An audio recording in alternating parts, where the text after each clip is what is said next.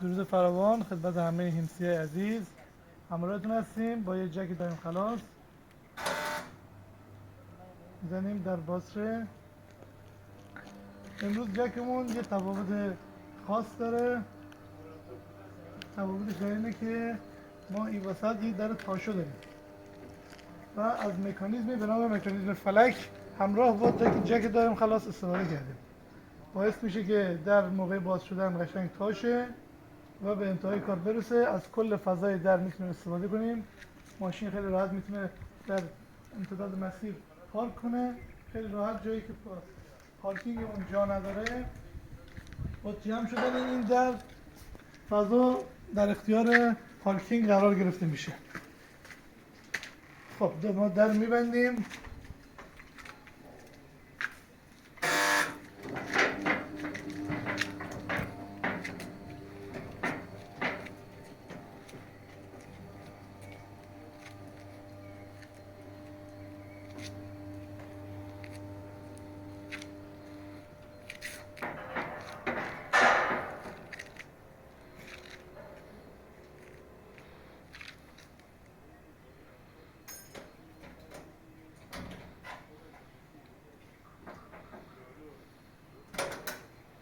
کورس جک تموم شد.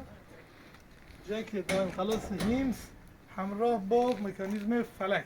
با تشکر از مهندس عباس زاده، طراح و سازنده جک دایم خلاص و جک های هیمز.